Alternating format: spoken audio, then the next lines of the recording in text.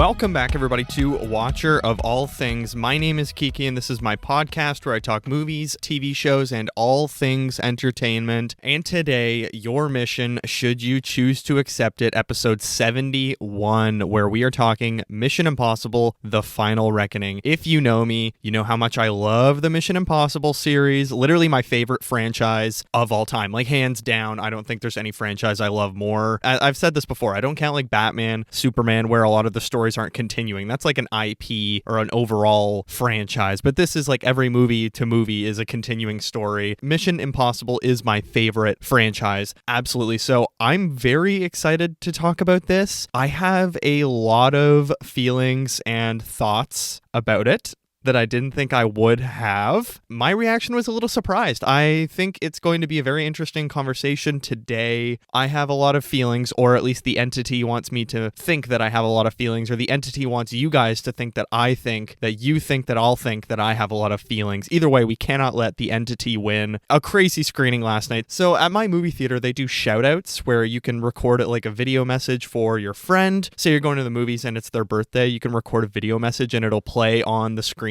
before your showtime. And someone hired a Tom Cruise impersonator on Cameo, bought a message for their friend that played before the screening. I'll post it on my socials if you want to see it, go there, but it was one of the funniest things I've ever seen in my life. So a fun screening, people applauded after, but we're going to get into the nitty-gritties of The Final Reckoning today. Some things to plug before we get into the actual news and review today, of course. Next Friday, May 30th, ranking the Mission Impossible films and Ethan Hunt's hairstyles. A new video. This month's YouTube video will be on my channel. Look forward to that. I've been writing the script this week and I am so excited to record it, edit it for you guys. I think it's going to be so much fun. Again, I love this franchise so much. I'm pumped to share my thoughts and rankings with you guys. It's going to be a really good time. So go to the YouTube channel. All that's linked below. Or if you're already on the channel, just hit the notification bell and it'll tell you when the video drops next Friday afternoon, I would say. As for today, timestamps below. I'm going to be very careful. Like, I am so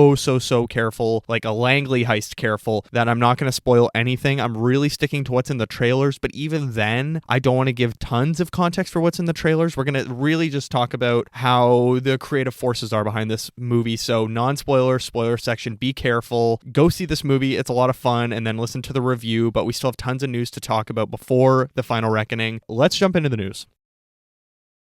All right, so Season 2 of Fallout is coming out this December 2025. You guys know I did a review on Fallout Season 1. I really enjoyed it, and I've never even played the games. It's a very Last of Us situation where, you know, I play games. I have a PlayStation 5. I game a lot. I play Baldur's Gate, stuff like that. I've never played a Fallout game. I've never even watched, like, game footage of a Fallout game, but I checked out the show because I like the cast. And like I said in my review last year, my God, it's been forever. I really love the show. I thought it was so much fun and such great world building that's easily very accessible to non-game fans, which I think Season 1 of The Last of Us did well as well. Did well as well. I don't know. But I'm very excited for Season 2 to debut in December 2025. But they have actually gone ahead and renewed Fallout for Season 3. So Deadline broke this like last week. I think they did at the Game Awards, or what was it that the Fallout people were doing a presentation at? Well, they said, anyways, ahead of its Season 2 premiere, Amazon has renewed the hit post-apocalyptic series Fallout based on the video game series for a third season. Season 2 is coming out, of course, December 2025. I guess there's no real release date of Season 3, but it looks like they're doing, well, I guess every year they're going to do one, because last year was Season 1, and then this year is going to be Season 2, so I like that 12-month gap. That's how TV should be. I mean, I'm sick of it. It's funny, oh my God, I went out with some friends this week, and my friends were talking about Stranger Things, and like almost all three of us just couldn't really remember when the last season even came out and how long it takes between the seasons. It's just, Stranger Things started when I was in grade 10, I think, grade 10 or grade 11. I remember watching it at the start of the school year and thinking it was like the coolest thing ever. I showed it to my friends as well, and then it just blew up and it was so much fun. And it's been 10 years and we've only got like 4 seasons. That's insane, but I'm glad Fallout is not going to go with that pattern. I think they're really going to try and crank out like one a season Bridgerton. It's Jonathan Nolan, which is really cool, Christopher Nolan's brother. And the new season's going to be New Vegas, which is one of the games, right? Is that the most recent game, or what is the most recent game? If you're a Fallout fan or you're a fan of the games or whatever, and you know this stuff, don't understand the order right now of like, was New Vegas a completely different, I don't know, expansion game or like a newer game years later from the first Fallout, or is it the newest one right now, or is it an older game? I'm excited though, because I really do, again, I like the cast, especially Ella Purnell. I think she was so good as the lead. They also have like Rodrigo from Hannah Montana, which I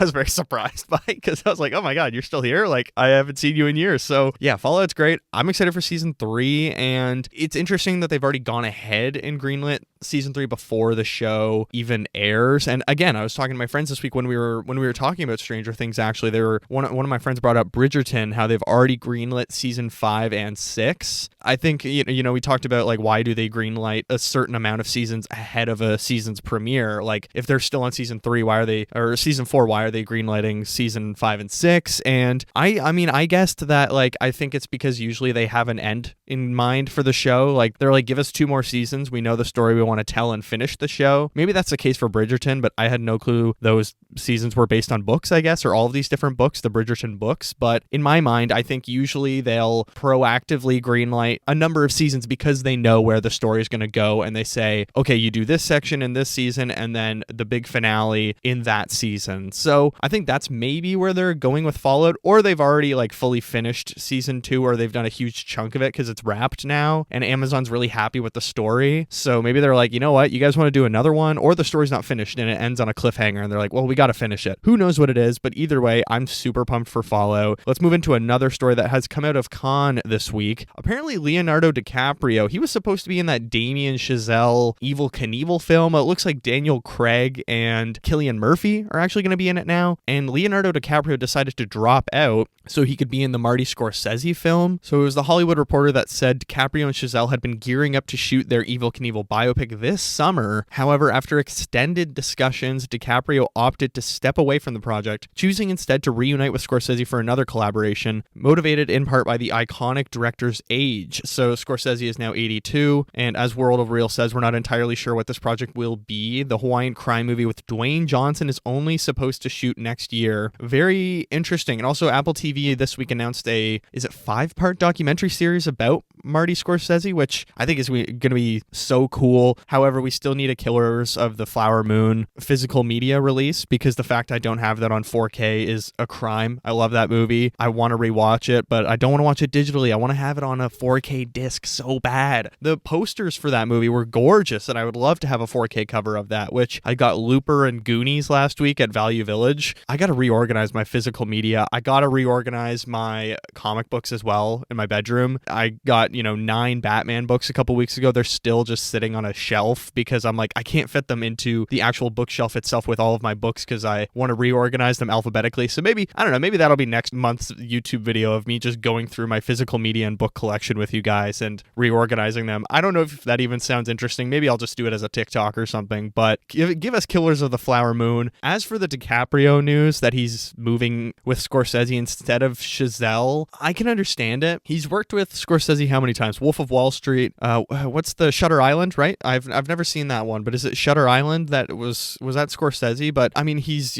obviously friends with Scorsese, and it's Marty Scorsese. He's 82. Damien Chazelle is still very young. He's only made a few movies. So you can understand maybe he said like, look, I think this one I have to back out, but I still want to work with you in the future. Let's make it happen. I think you have other great choices, whether it is Cillian Murphy or Daniel Craig, who's playing Evel Knievel. Who knows? But I think it makes a lot of sense, and I think it's a good choice. All right, Deadline are reporting that Alex Garland is set to write and direct a live-action Elden Ring movie for A24. What the hell? Like, first of all, I thought Alex Garland was done directing. He said after Civil War he's not directing anymore because he's just so tired of it and it's so much work. Then he did Warfare right after, which, like, fair enough, he co-directed, but after Warfare he reassured everyone, yeah, I don't know, I think I might be done with directing, or I'm just going to be a writer because I like writing more. And yet here he is doing an Elden Ring movie. So Elden Ring is an action RPG set in an authentic dark fantasy world which allows players to head off on adventures within vast environments and dungeons created under the guidance of From Software's Hidetaka Miyazaki. Oh, interesting. The game is based on a story written by Martin, author of the fantasy novels A Song of Fire and Ice, which served as the basis for HBO's Game of Thrones. Oh, so an Elden Ring spinoff, Elden Ring Night Reign, is slated for release worldwide. So these are still going. Okay, pardon my ignorance. I haven't played the Elden Ring's games. I know how hard they are. I know every meme about Elden Rings, but that's interesting. I don't know if this is a huge fantasy like epic that this video game is with all these demons and crazy dungeons and stuff. How are you going to do that under like a smaller A24 banner? You know, like A24 doesn't take these huge creative, not creative swings, but they don't do like massive blockbusters. But they were talking about a couple years ago that A24 was going to start looking into doing bigger titles. Like, weren't they going to do like the new Halloween movies or something like that? So maybe this is a first step in a new direction for A24 where they really want to swing with like some big IP films. I think it's an interesting first choice to do Elden Ring. You can really win over a new fan base of maybe people that aren't like regular moviegoers, but they're video game player. I mean, we know how well video game movies do. Minecraft has crossed 900 million now, I think. I'm surprised it's not at 1 billion yet. I thought it would have hit probably 1 billion, but maybe the TikTok memes and stuff, it wasn't as strong as people thought. I don't know, but I'm glad people are no longer vandalizing theaters, which shout out to my theater last night. People were very respectful. It was only like 40 minutes in. The guy in front of me had his phone full on brightness. He was on the theater's website and I was like, what is this guy doing? He was looking at other showtimes. So I just said, put your phone away. And he did right away. And I was like, cool. Everyone else was just like super well behaved. So I don't know. It's just so refreshing going to this from the Minecraft experience, but I'm interested to see how this turns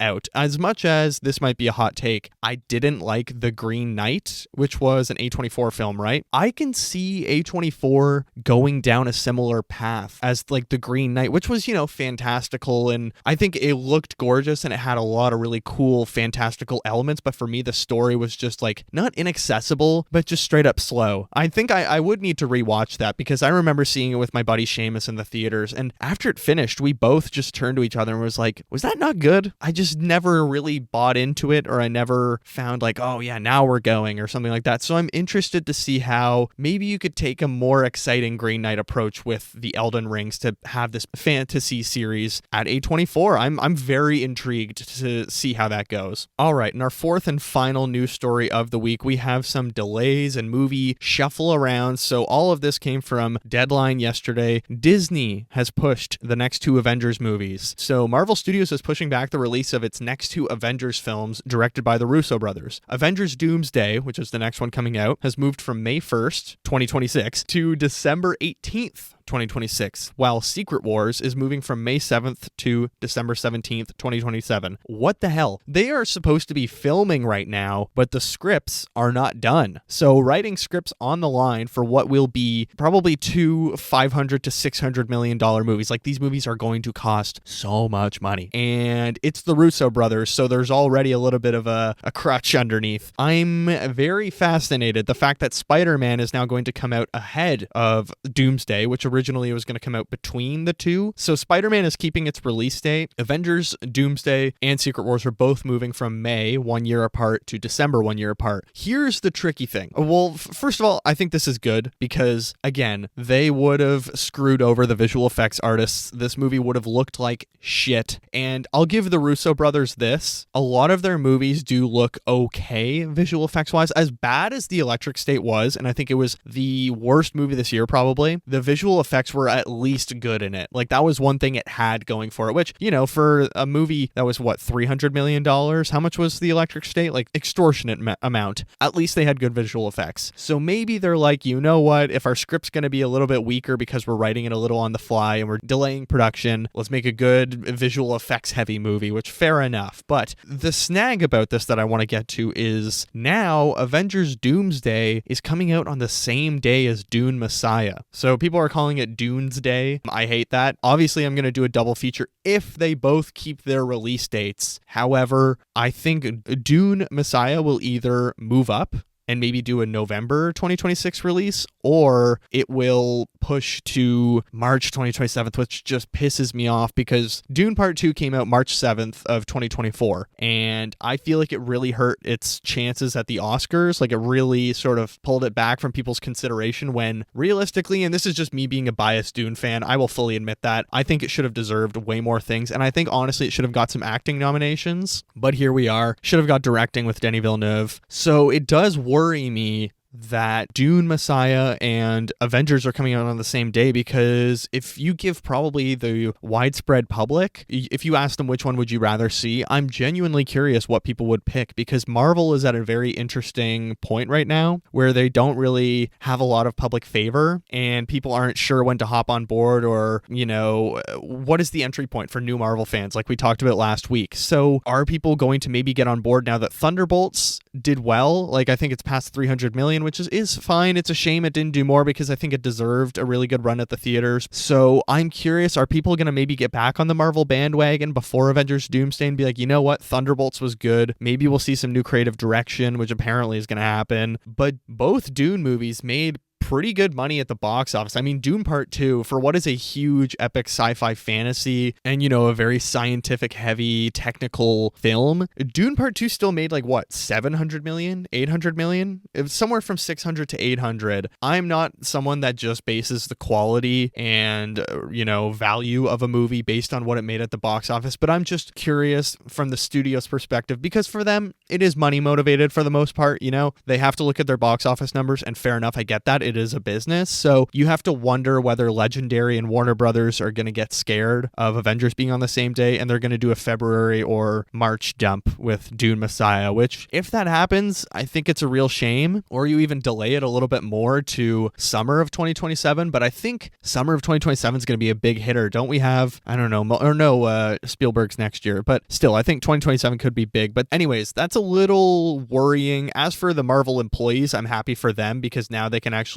hone their craft on an appropriate timeline. For the Dune people, I'm a little scared because I don't want it to bomb. Even though it is going to be the last Denis Villeneuve film, so I don't really care what happens after. I low-key hope we don't get Children of Dune, or I hope we don't expand the series past Dune Messiah. I think give it a long time and then maybe come back to it. But as for now, you know what? I think we should dive into our mission. As I said, timestamps below. If you don't want anything spoiled for you, skip the non-spoiler section, because if you want to go in blind, completely blind, because you love this franchise or you've never seen one of these movies, like I was walking out of the theater last night, it was me and 3 other guys leaving. We were the last people and they were all doing their Letterboxd reviews. I was like, oh, would you guys rate it? And they were all like, oh, 4 stars, 5 stars. We've never seen one of these movies before. I was like, that's crazy that you guys have never seen one of these. And we had a good chuckle. And so yeah, if you're like them and you're going to see this blind, maybe skip the non-spoiler and spoiler section until you have watched it. But as for everyone else, let's do this. Let's hop into Mission Impossible: The Final Reckoning.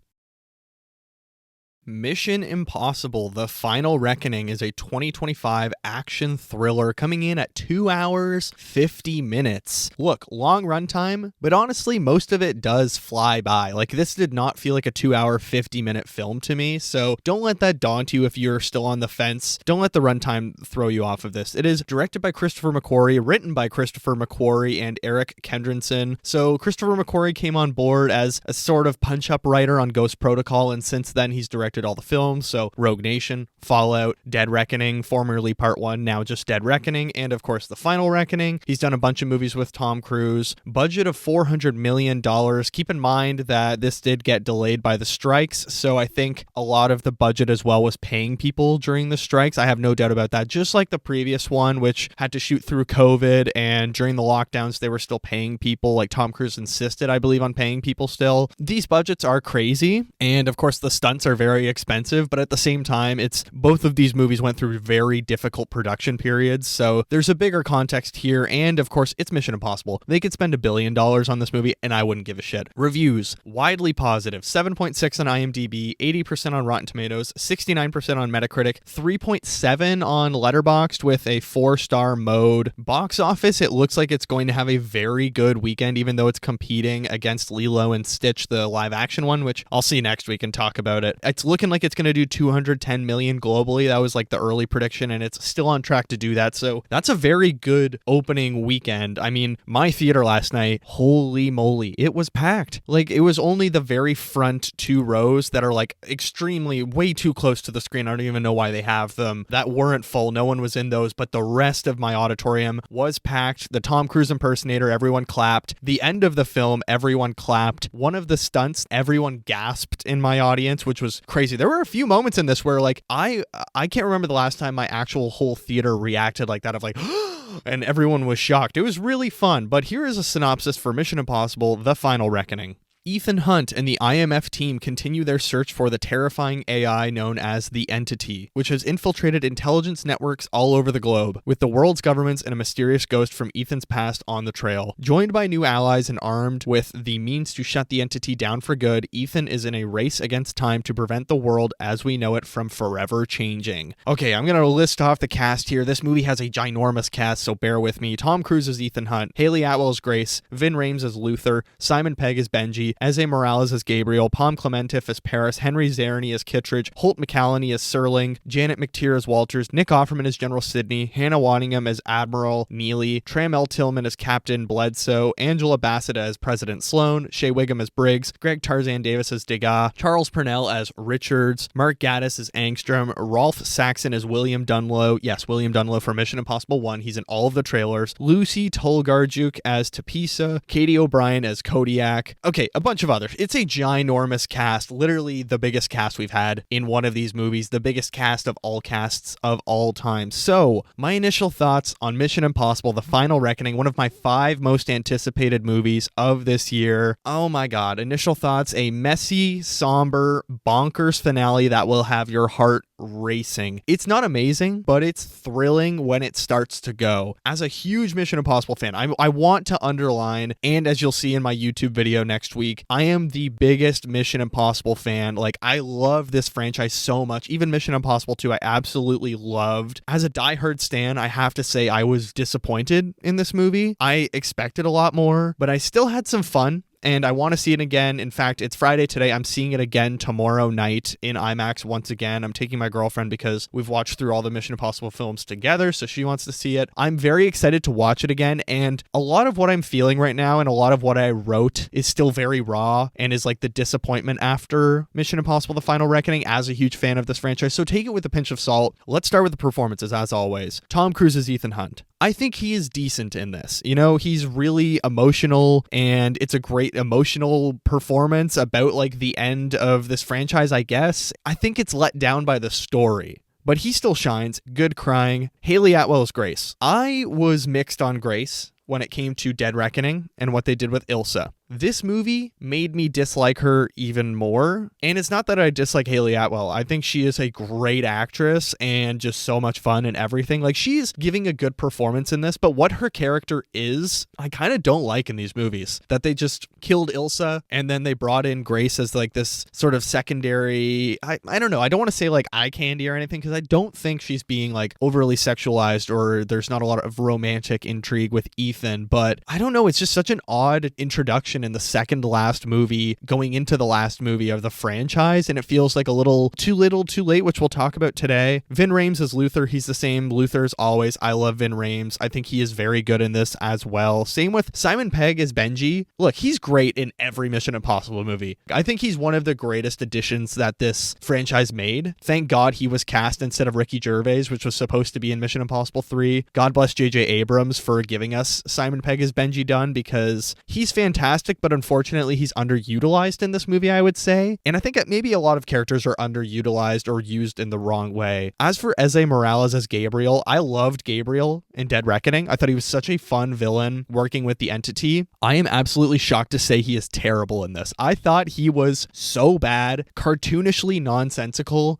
a nonsense villain. Makes absolutely zero sense. However, let's get into another positive performance. Pom Clementif as Paris. She's great. I wish we got her her like 4 movies ago as a permanent member of the team, along with like Ilsa, Simon Pegg, Vin Rames. Pom Klementif is so much fun in this movie. She's the most fun part and like most, I don't know, an interesting part to me of this movie. And I love how she's like speaking French and everyone has to speak French to her. That's so much fun, but also she's just so badass and her action scenes are all so great and she's so dynamic and reserved and like scary in a way. Like I'm actually kind of scared of her and I think she's a great addition, and it just sucks that she's only in the second last and last movie. Then we have Greg Tarzan Davis as Degas, useless addition. I don't know why he's in this movie. They should have left him and Briggs in Dead Reckoning because they both just do nothing in this movie. As for Angela Bassett as President Sloan, she's the last one I'll talk about. I think she's fine. They try to give her like a storyline in this that I think it does work in certain parts, but I don't know. It just felt like we were pulling focus a little bit too much around here and trying to do a lot of storylines, but we'll get into the writing in a second. As for all of the supporting characters, as for Rolf Saxon as William Dunlow and Tapisa, his wife, I actually loved their inclusion. That was one of the only nostalgia things about this movie that I was like, oh, this is actually working, and I enjoy their inclusion. I think that's a really good addition, and having Ethan face something from his past. Then Trammell Tillman, he's fine. I think he's a fun inclusion, but Katie O'Brien, Hannah Waddingham, Nick Offerman, like Janet McTeary, Holt McCallany, even Henry Zareny as Kittredge, I think they're all just wasted in this movie, and they're just taking up space for no reason. But let's get into the story. I think this will be a longer episode because I have so much to talk about, but the story for this installment, I don't know. It's a little bit contrived. It's a little bit jam-packed. And look, Mission Impossible stories are always crazy. Like, I think if you're going into a Mission Impossible movie and saying, oh, I'm shocked how messy this was, you clearly haven't watched a Mission Impossible movie, because these stories are all wild and have insane plots and like plot devices. But this one is uncharacteristically bland and nonsensical. Like, Ethan needing to go get the source code for the entity seems simple enough. Like, the trailers do a good job of selling what this movie is going to be. It's Ethan having to get the source code, but there is so much packed in here. It's a massive swing to try and fit in so many plot lines, so many story arcs, so many characters, so many references, all in one send-off film. Like, this is the final film of the franchise, and I feel like they're actually starting so many new things and bringing in so many new things, and it's like, no, this is the end. Bring the focus back. The story should be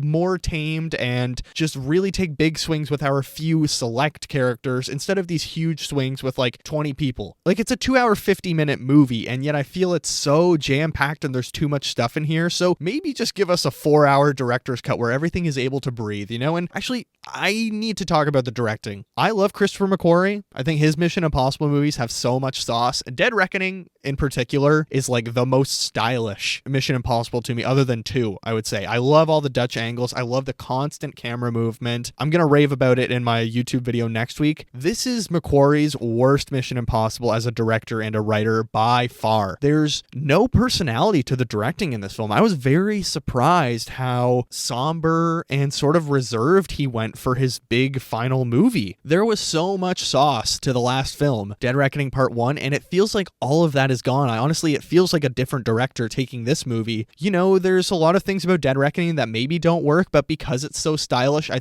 think it actually works well to be one big symphony, and it feels like one long take almost in the movie, whereas this, I felt super choppy and kind of empty and a little bit soulless. Like, where's the fun, sweaty, mythical feeling of Rogue Nation? Where's the dooming, bleak feeling of Fallout? It just feels a little personality-less, or not, I don't know, it lacks personality, I guess is a better way to say that. And his writing, I think it's definitely his worst written film. Oh, this sucks. I hate being so negative about this movie because I love this franchise and I just want to love it so much. But it was actually a bit of a shock in the theater last night. I think like an hour in, I was like, I don't think I'm liking this movie. And then in the last hour, it won me over. But here are some writing issues I have. I think a lot of the bad habits that McQuarrie started in Dead Reckoning, he only got away with because that movie was so stylish and just fun. The extreme exposition dumps and super long dialogue scenes with like tons of people in a room all delivering exposition together. I think that works because the movie is so stylish and constantly giving you things to enjoy and look at. Versus this, there's so much group exposition, but it's so static and still and somber and sad, and it's not fun, and there's just too many people. I thought Dead Reckoning even was starting to bring in like Degas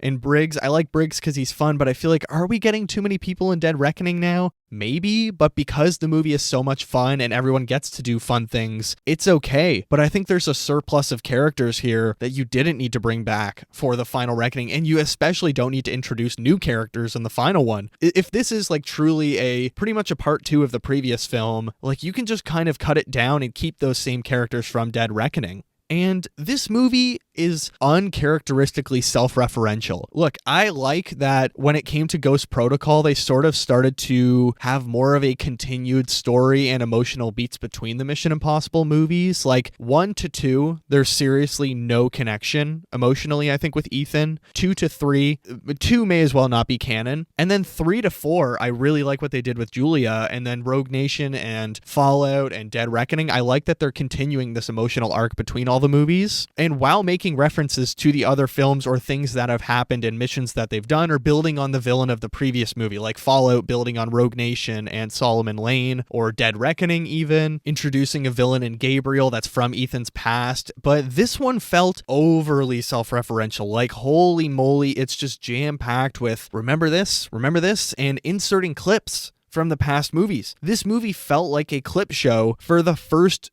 hour. I was shocked how this felt like a bottle episode of a TV show where we're going back and looking at old footage. But this movie was shockingly fan servicey and in a dangerous way. And I think Christopher McQuarrie even said like fan service is poison a couple weeks ago. And maybe it's not fan service in this movie, but it's more just references constantly and buckling under your own weight. As for another writing issue, I think separation of Ethan and the team makes this movie feel disjointed. A lot of this movie, Ethan is just by himself doing the mission, where his team are all in a separate place, and it's just like, oh, everyone needs to meet at the same place at this certain time. And I don't like that. I like when Ethan is with his team and everyone is working together, trying to find a team. They're all on the comms together, communicating. That's what makes these movies so enjoyable. And for a big swing and a big send-off, I felt like we didn't really get a lot of team bonding or team communication in this that I would have wanted between Ethan and his friends. These movies are about friendship. That's the funniest part of Mission Impossible. And yet it felt very oddly disjointed. Pacing and editing issues. This is definitely the worst edited Mission Impossible film. I think the whole first act is just a complete mess. Pacing feels so stop-start. I just couldn't find my footing watching this movie for the first hour, I would say. I didn't really know where are we going. Multiple times I kind of got confused of like, wait, what? So what do we have to do? Because we're cutting between someone explaining in the past, someone explaining in the future, and it's like, what the hell is going on? Like, I'm a huge Mission Impossible fan. I'm used to these contrived plots, but even this is like getting a little bit over the top. And maybe, I don't know, there is something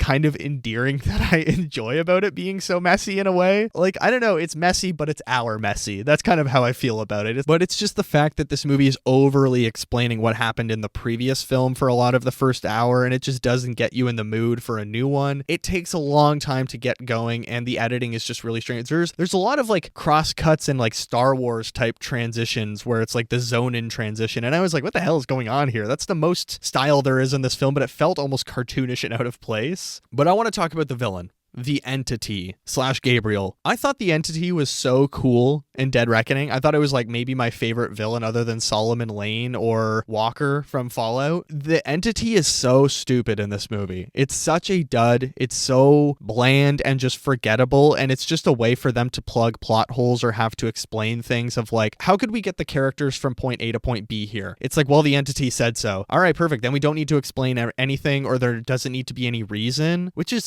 so strange. Like, you can just have this AI powered thing that's like able to explain your way out of any writing situation. I think they use the Entity as a villain we never have to cut to. So like, because it's this AI model and the Entity's not really a character, it's just this overwhelming looming threat. And Gabriel's not really in this movie very much. It's like we never have to cut to our villain and hear the backstory of our villain. Like, what I love about Solomon Lane, specifically in Rogue Nation, is we're constantly getting the interactions between Ilsa and Solomon Lane. Even in Fallout, like, our villains are with us the whole time and we see really fun, I don't know, dialogue scenes with our villains. But in this movie, the Entity, we never have to cut to the Entity or Gabriel, so we can spend more time with Ethan and our heroes and all of our new cast members. So it's like, oh, let's just do an AI villain, because then we never have to cut to them and eat up our runtime time. But let's get back to the Mission Impossible elements that I love about the previous films, including the score and like the opening title sequence. Those are always my favorite parts of every Mission Impossible movie. I love what they do with the opening songs. This one is definitely the worst one in the series, both score and the opening titles. Like, it just felt like it was a really random spot that they put the titles in. It wasn't like a huge action movement that usually happens like in Rogue Nation. I love the Rogue Nation opening, even though the plane thing doesn't really have a lot to do with the whole story. I love the opening with Ethan pulling the chute and then the song starting. That's just like such a fun opening. Or even Ghost Protocol, where he's like light the fuse and that's taking us through the movie. This one I was like, oh, okay, that was kind of random. But also Lauren Balfe did not come back for the score of this film. Apparently he was just too busy with other projects and he wasn't able to commit long term.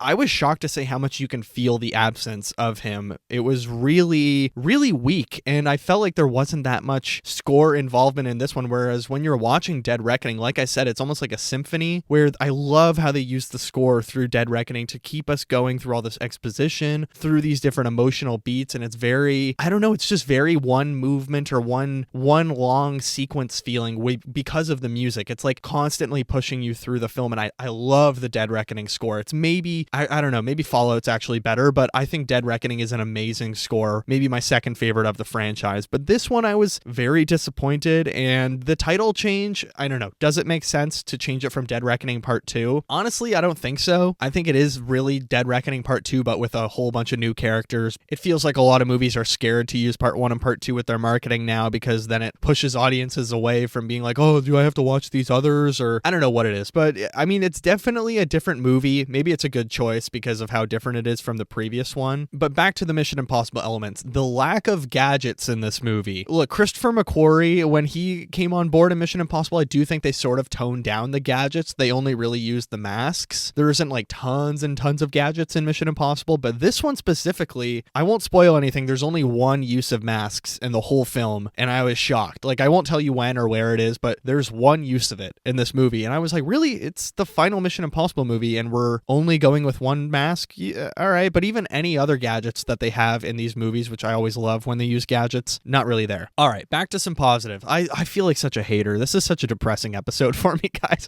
I'm down bad. I still love Tom Cruise. I still love the Mission Impossible movies, and I still enjoyed this one, but it's just like, I don't know, you're excited for this movie for years, and then it comes out, and it's like, oh, this was not what I wanted at all. But I have some more positive things to say. The fights are great in this. I genuinely think every fight they have of hand-to-hand combat or weapons or whatever is magnificent. I was like feeling every punch. I think that's what these movies do so well, specifically the McQuarrie ones, the fight choreography, all just so good. And again, Pom Klementif, she said she did 100% of her stunts in this film, and I would believe it, because she is on screen so much doing these crazy things with like flexibility and taking brutal hits and stuff like that. She's a rock star, and oh my god, I want her to have her own action franchise because she is dope as hell. But the fights are just great in this as well. There's like, you know, there's a fight with Ethan and a knife that's shown in the trailer where he's in his underwear. That's a great fight as well. There's a fight in this winter setting that's really fun, and the fights were probably my favorite parts of the movie, along with, of course, it's a Mission Impossible movie. You guys are probably wondering, how are the stunts? Do not worry, my friends. The stunts are phenomenal. Maybe a little reserved, and there's less stunts in this movie, I would say, but the stunts they do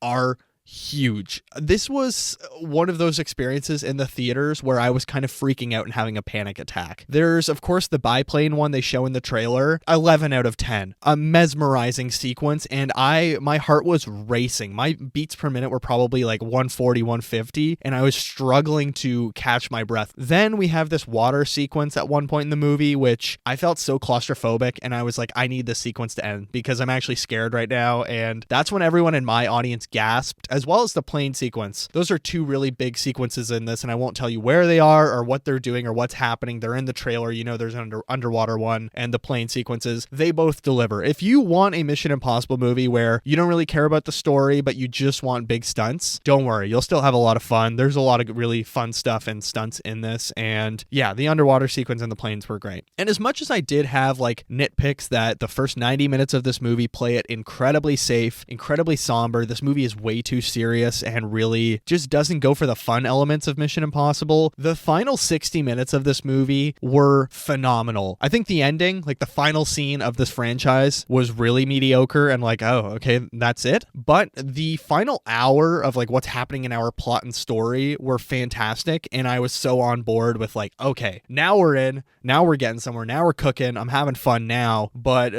all the time before that, I was like, whatever, okay, I don't really care what's happening right now. There's too many people. But the last hour, you guys will be very happy. And I don't know if I can't remember if I've already said this, but a lot of this movie didn't feel like a finale. Like I was weirdly like, this doesn't feel like the final movie in a franchise. Yes, it's showing the clips or whatever, but I oddly felt like maybe it's not big enough of a swing with what they're trying to do. It more just felt like, okay, we have to connect all of these movies all of a sudden. But at no point did it really hit me emotionally of like, oh, this is the last one.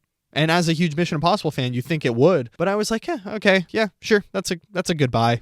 It works. Like, yes, it feels like the apocalypse is near. And the last hour, I was very like, oh my God, this is like heartbreaking. And what's going to happen here? But I don't know. I just felt like, yeah, that's it, I guess. It's over. But let's get to 2 stars and a wish. If you don't know, in high school, whenever we did presentations, we would give the presenter 2 stars and a wish. The 2 stars were things we liked. The wish is something that we think they could have improved on. My first star for Mission Impossible: The Final Reckoning, as always, like I just said, the stunts are just fucked up in this and terrifying, and Tom Cruise is actually insane. He's 63 years old. He's got to stop, you know? You got to take care of yourself, man. You're insane. He's Buster Keaton all up in this thing. I felt nauseous. I felt claustrophobic. I felt dizzy. Insane. Star number 2, even if it doesn't fully pull it off or work, I love that this movie kind of went for a big swing in some moments, or it's trying to do so much in the last movie. You know, whatever. Aim for the stars and you'll land in the clouds, I guess, and just go for it. I'm glad they went for it in that way, but honestly, they could have gone even bigger. My wish, I just wish it was more fun and more coherent. Even Mission Impossible 1 with the close-up magic and stuff, I still think there's fun stuff about that movie, as serious and as angry as Mission Impossible 1 is. This movie didn't feel fun or like funny. Dead Reckoning is so deadly serious, but it's still, I would argue, the funniest movie in the franchise. And all of that is kind of gone here. They play it so serious and depressed and emotional here, and I think it doesn't really work. Instead, it feels oddly out of character and somber. Like even Fallout, which I think is the most depressing movie of the series, is crazy hilarious. Like I think there's so much funny stuff in Fallout. This one, I don't know, it just felt largely unplanned and unfinished script-wise, and they didn't include the fun. But overall, I don't know, it kind of hurts to say, but I am disappointed. This is my favorite movie franchise, and it felt like they buckled under the pressure. It's simultaneously taking some big swings as a franchise while also feeling oddly safe for a final movie. Either way, I'm gonna watch it again in literally, 32 hours. Like I'm seeing it in a day and a half. Maybe I'll work out some more issues and talk about it next week. Also, I'll talk about it in the YouTube video, so check that out. But as for now, Mission Impossible: The Final Reckoning gets 3.5 out of 5 stars. It's not the worst movie in the world, but let's move into spoilers.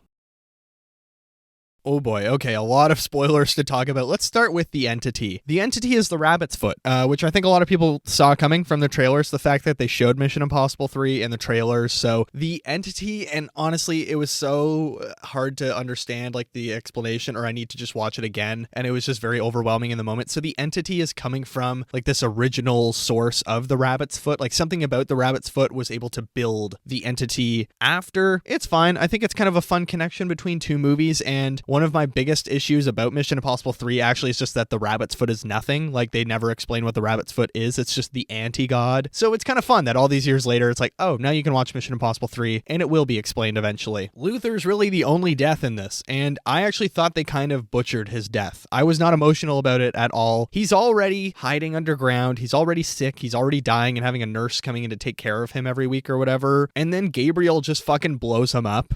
Okay, that just felt like overkill. And then after he dies, you see him in a flashback 2 minutes later, and then it goes back to having him in a speech at the end of the movie. It was just really messy. I felt like it was just really mishandled, and I don't know what's up, but I know Vin Rames, his health has gotten a little bit worse since Ghost Protocol or Rogue Nation, and that's why he's been a little bit less involved. And one of my biggest issues with Dead Reckoning probably is that at one point in the movie, Vin Rames just says, Ethan, the entity's gonna get me. I have to go be on my own and sit somewhere else and then we just never see him again. Fair enough. He's having health issues. That's why he doesn't go to the premieres or anything like that. So yeah, I just thought they didn't handle that death well. And like I mentioned in non-spoilers, but I can be more specific now, Gabriel just is gone for 3/4 of this movie. I was shocked. He's in the opening 20 minutes. We never see Gabriel until the third act, really. I thought that was so strange. He's just gone, and his plan feels so sloppy and nonsensical that all of a sudden he wants to take control of the entity and he wants to be ahead of the entity, and the entity turns against him. And it just felt like there was a lot between the two movies that I was like, am I missing something here? Did something crazy happen between these two movies? And it just felt like a huge character change from one movie to the next. And Eze Morales is just not good in this as well. He has a lot of Ethan and yelling like cartoonishly things. And Gabriel isn't even needed half the time in this film and doesn't have anything to do because he can just go straight to South Africa to be in the third act of the film. And why is that? Because the entity said so. Because the entity said you will meet Gabriel in 4 days in South Africa, where you will meet him in the Doomsday Vault or whatever it is. So it just feels like the entity is really just this loophole for the writers to do whatever they want. It's like, oh, well, why does Gabriel have to be there in 3 days? Why isn't Gabriel in the rest of the movie? Because he doesn't have to show up, because the entity said so, or the entity wants you to think so. As for his death, because he does die, brutal. My theater gasped and actually had such a loud reaction to his death, where he falls out of the plane, smashes his head open on the back of the plane. Everyone, including myself, was like, whoa. And it was a lot of fun. It was kind of satisfying. I thought it was a great moment after a great biplane fight. Tom Cruise is doing Buster Keaton shit, hopping inside and outside and climbing around, and it's almost cartoonishly hilarious, but my heart was in my mouth the whole time. I couldn't believe what I was watching. It's one of the best stunts in this franchise. Absolutely. Like, I would love to just rank the stunts alone. Actually, if you do want to see a really fun Mission Impossible ranking thing, go watch House of Cinema's draft. They did a House of Mission Impossible draft where they're ranking Ethan's hairstyles, the stunts, the movies themselves, a team member that doesn't show up multiple times, like a one-time team member. It was a lot of fun. I listened to it at the gym while I was running the other day, and it was a good time. Here's another thing about the Mission Impossible fandom. I love how different everyone's rankings are. Like, I don't think two people have the same rankings, really. Everyone has a different like preference of like, oh, well, I would swap 3 and 2 or whatever it is. And that's so much fun. It would be way more boring if everyone had the same ranking for this franchise. And then the submarine stunt, which is the big second stunt, it comes before the biplane where Ethan has to go underwater. Holy dear God. He ditches the suit. At that point, I was like, I can't handle this. Like, I actually don't know if I could watch. That's the closest I've come to having to close my eyes fully during a stunt in these movies, because I was just panicking. I hate the underwater entrapment feeling. It freaks me out. When he opens the torpedo chutes and there's one torpedo in there, I was like, oh my God, it keeps getting stuck, and he keeps getting stuck in this room, and the missiles are falling on him, or the torpedoes are falling on him. I was freaking out, and I thought that was the best written sequence of the film, other than the big bomb sequence at the end where like they're doing, we'll get to the last 30 minutes in a second, but I have a couple of writing nitpicks that now I can talk about. I don't think they mention Ilsa Faust once in this movie. Like, it feels like they've completely retconned Ilsa Faust out of this franchise. I was like, what the hell? What's going on, man? Did they talk about her once? Because I honestly don't remember Ilsa's death even being brought up. This happened 2 months ago, and it feels like Ethan has completely moved on from it. Feels like the team has moved on from it, even though she was such an important part of this franchise, and yet we never really circle back to that. That was shocking. But another really big issue that felt so fan servicey or self-referential. Briggs is actually Jim Phelps's son, like John Voight from the first film.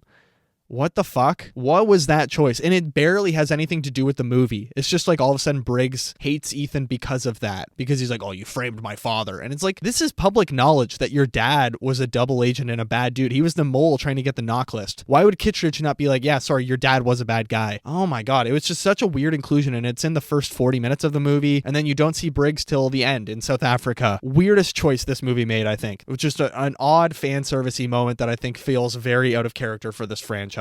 But I want to hop into the last 30 minutes and really just hyper focus on that for a bit. The last 30 minutes, I think, and this is something that we've only just gotten in this movie, Benji and Paris have great chemistry, and they are such compatible team members that I wish we had Pom Klementif again earlier in these films. She's so great, and the last 30 minutes of Benji needing surgery done in the Doomsday Vault by Paris is crazy. He's walking her through the surgery while simultaneously walking Grace through diffusing defusing or having to catch the entity in that 5-dimensional hard drive or whatever. That was my favorite part of the movie. Ethan fighting on the planes with Gabriel, Pom Klementif as Paris having to do surgery. Simon Pegg is so great in that sequence, having to simultaneously explain two things while passing out, while going into cardiac arrest maybe eventually or whatever because he has blood flowing through his chest. And damn, that was great. The best written sequence of this film by far. Then we have Dunlow and Degas in the final 30 minutes, where it's interesting that Dunlow and his wife are like, you know what, we'll risk our lives and we'll defuse this big nuclear bomb that's supposed to destroy the vault because of Gabriel, right? I thought that was a great choice. And I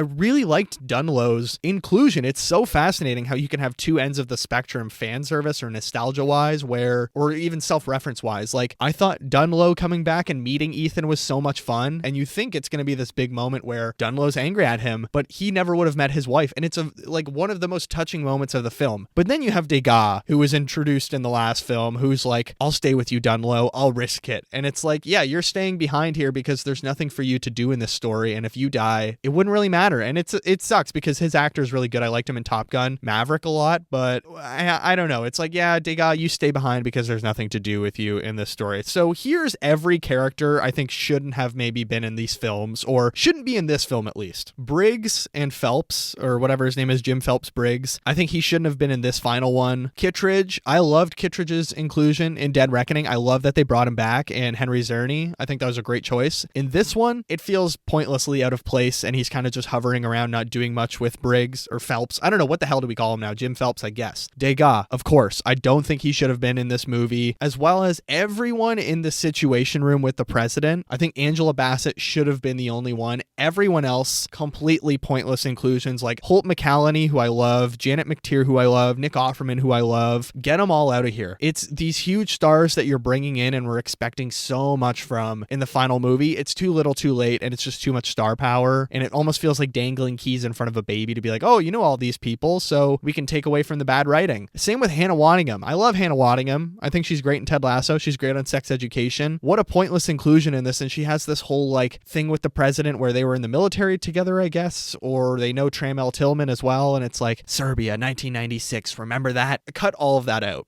I don't care. Just give Ethan the aircraft carrier. You can shave off 20 minutes of this movie that's just pointless, and I hated that. You can cut out most of the new characters in this film. The only new ones that I would have kept, or reoccurring, I guess, Pom Klementif, I think she's a fantastic new addition. Grace is fine. I guess she's like a good part of the team as well, because I actually like her chemistry with Benji and Paris. I think they all work together. Ironically, I don't think Grace and Ethan work together that well, because it just feels like too soon after Ilsa. Are they romantically involved? I don't understand what that relationship is or what they're doing with Grace and Ethan in these movies, because she saves him from underwater, and then it goes from like mouth-to-mouth CPR to this very touching personal moment. I'm like, are they in love? Are they not? Do they have feelings for each other? It's such weird treatment. And I defend Dead Reckoning because I'm like, yeah, I don't know if they're into each other. They're just flirting and it's fun, but Ethan obviously has Ilsa. But now I'm like, oh, this feels disrespectful to Ilsa. And then sadly, Katie O'Brien, who I was so happy they cast in this film, but she is just wasted. There's a lot of really new people that are just wasted in this film, and it's just an odd inclusion. The only one that I kind of liked that was new that they brought in as well was Trammell Tillman. I think he really matches the intensity of Ethan Hunt just so naturally, and it was such a fun inclusion. But as for the send-off, where do we end up in this series? Ethan lives, and he's the guardian of the entity now. I actually thought they were going to maybe kill him or make him go into hiding at the end when he crashes the plane and he falls out with the parachute and he gets the hard drive done, the thing where he has to put the poison pill. I was like, you know what? If they kill Ethan right now, I think it's kind of a great move. I texted my girlfriend right before the movie started, after I told her, oh my god, someone just did a Tom Cruise cameo. I said, okay, final prediction, Ethan does not die. I nailed it. I knew they wouldn't have the guts to kill Ethan Hunt, and he's immortal. But it felt like such a strange final scene where they're all in Trafalgar Square and they're all just nodding to each other, and Grace gives Ethan the entity, and I was like, that's it? Like, that's this huge final swing? We don't get any real dialogue between Benji and Ethan, who have known each other for 6 5 movies now. We don't get any final like send off between even Paris and Ethan, who have this really interesting bond that I loved in Dead Reckoning, and him and Grace. I don't know. It was just such a weird, and Degas is there as well in the final scene. I was like, really? This guy is still sticking around? Such a weird final send off. I loved the final 60 minutes for the action and like the doomsday stuff, but I thought the send off was actually really weak in that final scene. I like that Ethan lives, sure, but like, what's he gonna do now? Where does he go? He just lives and he's the guardian of the entity, and that's it. Yeah, it was disappointing, guys. I was pretty disappointed with a lot of this movie, but I still had some fun. I think that's all I got for spoilers. Gabriel dies, Ethan lives, he saves the universe, the entity is defeated, and it's a pretty wild ride.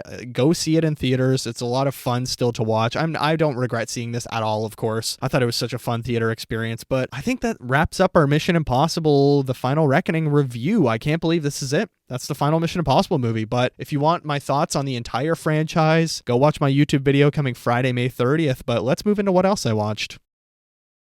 All right, what else I watched? I have 5 movies, 4 of them being Mission Impossible, 4 TV shows, and 1 book that I am working my way through, and I'll finish tonight. But let's start with the book, of course, The New Avengers, Volume 1. I can't remember if I talked about it before, but I'm loving this, and I actually want the omnibus so bad, and I keep seeing it on sale on Amazon, and I'm so close to buying it, but I'm going on a trip this summer. Gotta be careful. Don't buy it. Don't do it. Don't be as stupid, but it's fun. I love all the magical elements, and this New Avengers team with like Luke Cage leading, and Spider-Man and Wolverine and Ben Grimm the Thing. I love Ben Grimm the Thing. Like, he's actually one of my favorite characters to read in the books whenever he pops up. I like how sort of campy and funny the book is, The New Avengers Volume 1, without ever feeling cheesy or sort of, hovering into the cringe. Like, they all know they're superheroes and they all have these crazy abilities and they live in Avengers Mansion or Tower or whatever it is in New York, and they know how ridiculous this all is. And I love how tongue-in-cheek it kind of is. So I'm excited to read that. Then I'm going to hop right into Volume 2. But let's move into the TV shows now. Starting with The Last of Us, Episode 6. We have 1 episode left. And of course, next week is going to be a full season review for The Last of Us Season 2. A lot to talk about, a lot to pick apart. It's kind of flown by. I can't believe it's already been 6 weeks of The Last of Us, but The Price, which was a full flashback episode of Joel, I thought it was brilliant. Like, honestly, maybe in my top 3 episodes of the series. It was so nice as a non-game fan to really come to understand the character of Joel, and Tony Dalton playing his dad as a child I thought was a great touch. It really gave me a lot of emotional closure. And even if you thought like, oh, it was so early to kill Joel in the show because you're not a game fan like me, I think it really does give you a proper goodbye to move into this next chapter where it's just Ellie as the lead. And I thought Bella Ramsey, they were great throughout the whole episode with Joel, and I really liked all of their points of contention and them slowly drifting apart until they finally come back together in that porch scene. And that's the last time they really spoke, and that's just like, that's devastating to me. And I liked how we actually got the Eugene reveal back in episode 1. I said I'd really love to see how that Eugene ordeal went down, and of course I haven't played the game, so I have no clue, but it was cool to see how that actually went down and why it's such a point of contention between Ellie and Joel and Gail, the therapist. I'm excited for the finale, and we're gonna have a lot to talk about next week. Then we had maybe the most wholesome episode of The Rehearsal, Season 2, Episode 5, titled Washington, where it's all about Nathan trying to talk to Congress and trying to push for better training and rehearsals and simulations for pilots and co-pilots. And it was just a very wholesome episode. Like, Nathan going to an autism awareness or like help center to help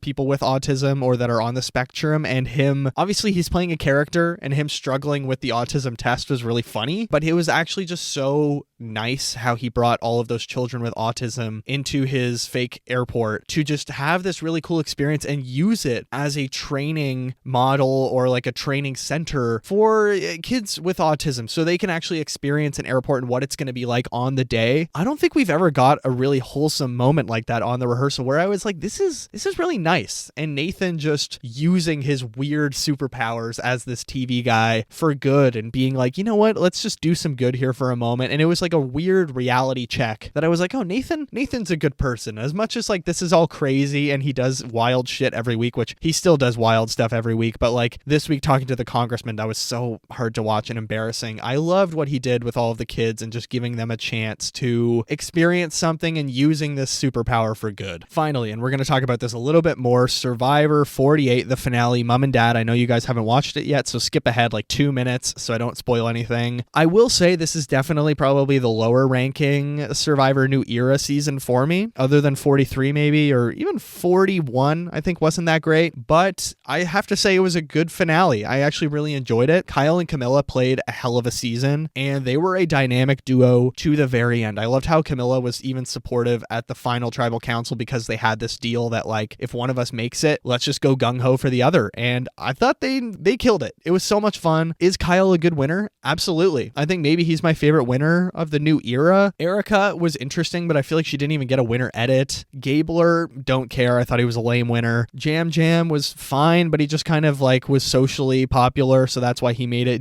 I think D had a bit of a softer season because it was just Reba 4 until like the very end, so she was steamrolling and just bossing everyone around, but she did play a good game. Kenzie was a great social player. I think she was a very good winner and very much deserved it, and the fact that she beat Charlie because of Maria is even funnier, but I still think she deserved her win. Rachel, I thought as well, another really strong social player, but as well, she had to battle and she was saving herself with these advantages, and she was lucky to have other people helping her a little bit, and she took every chance she got. But I think Kyle might be the best winner of the New Era for me. I think he was just strong socially and really kept Camilla in the dark with him, and the fact that they were so secretive and everyone was really surprised that they were together was really cool, except David. And yeah, it was a great finale. I mean, I predicted Mitch going out at 5, Eva at 4, Joe coming 3rd, and then Kyle and Camilla splitting the votes and Camilla winning. But Camilla losing in fire to Eva, while, you know, she's even encouraging Eva, it was I don't know, an interesting moment. And Eva was just so blind about her own game, trying to steal thunder in awkward moments, like when Kyle's like, just so you all know, I'm not a teacher, I'm a lawyer. And Eva's like, oh, this will blow your mind. I'm not actually a student of this kind. I'm actually a PhD student. And no one reacted. Everyone's like, oh, okay,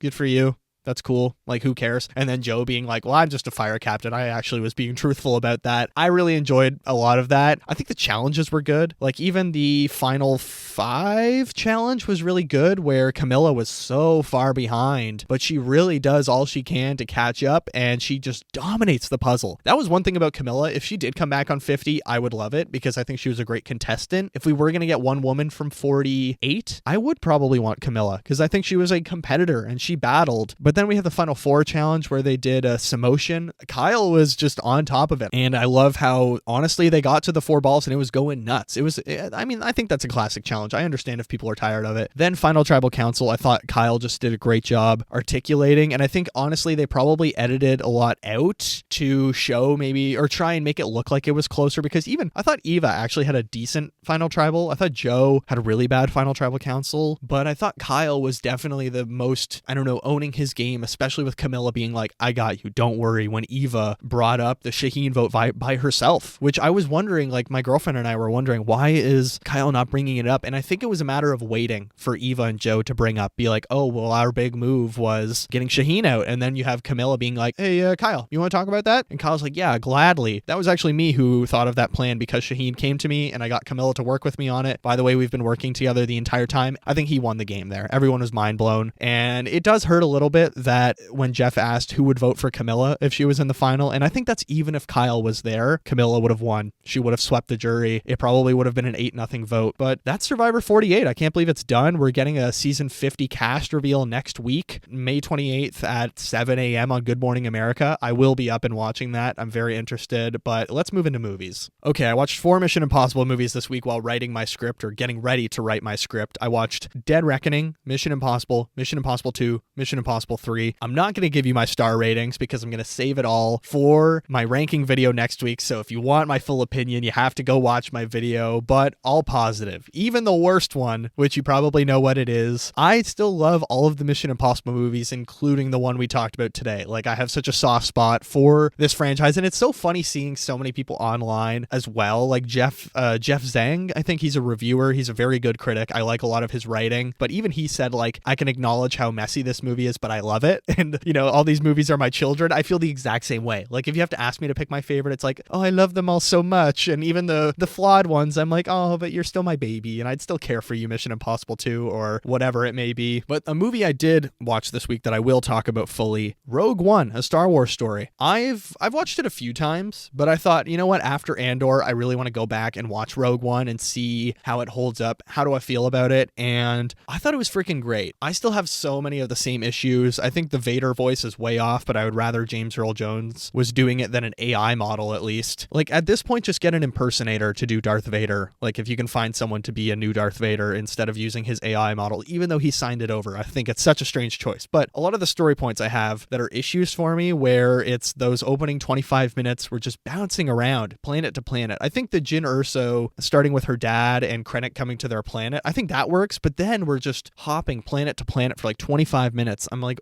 this is too much. I don't have my footing. Once we get everyone to Jeddah, then I think it's a great movie, and we're like really cooking with this fun ragtag team and Jyn buying into the rebellion. That's where I think things really take off. I don't think the Vader inclusion is too much. I think it's perfectly placed in the movie. Krennic's a great villain. I like the rebels just like building up, and it's fun, especially after Andor, coming back to the movie. I love all these people. Seeing Mon Mothma was really fun, and Draven. It was great, and the ending is just super emotional for me now that I have this attachment to Cassian Andor. I cared for him so much more in this movie, of being like, oh, he's my number one boy, and it's so interesting seeing his history and having so much more emotional weight with him. I don't know, that ending with Jyn and him hugging on the beach before they're about to die, I don't think it's a romantic thing. That's always been my opinion. I never think they were romantic, but if you do think that, that's fine. I think that works as well. But Rogue One, a lot of fun. I gave it 4 stars, and maybe I'm going to work my way through the original trilogy next, or watch Solo and then the original trilogy, but that's been what else I watched. And in fact, I think that's going to do it for episode 71, Mission Impossible, The Final Reckoning. A lot of complicated feelings I had to work through today, but I still want to watch it again. I still love this franchise. It's still very fun. Let me know what you thought of Mission Impossible, The Final Reckoning. As always, please rate and review the show 5 stars wherever you get your great podcasts, like Watcher of All Things, whether it's Spotify, Apple Podcasts, Amazon Music, Acast. We are, of course, an Acast produced show. Leave a 5-star review. You can comment right underneath on Spotify. If you're on the YouTube channel, you can look out for a new video coming Friday, May 30th, all about ranking the Mission Impossible franchise and Ethan's hairstyles, a very important aspect. Like, subscribe, comment underneath what did you think of Mission Impossible, The Final Reckoning. If you want to get in touch with the show, you can email us, watcherofallthings@gmail.com, and find me on social media. Instagram and Threads are just at Watcher of All Things. The TikTok account is watcher.of.all.things. You can also follow my personal Letterboxd account, which is KikiJ70. That's KIKIJ70. Follow me, leave a comment underneath letting me know you found me through the show, and I will follow you back. Leave a lovely comment, just like Brent did this week, which absolutely made my week. He said, been listening to your podcast for months now and love it. Happy to be a part of a community and building it. Your reviews are insightful and just a blast to listen to. Brent, thank you so much. I appreciate that. Find me on Letterboxd, guys. Lots of lists coming and stuff like that involving Mission Impossible that you'll see in my video, but also my 2025 ranked is ongoing. Next week, we have The Last of Us Season 2. That's going to be a lot of fun. I'm looking forward to the finale this weekend. But as for now, thank you all so much for listening. Thank you all for the love and kind words. Have a fantastic week. Take care of yourselves, and I will see you in the next one.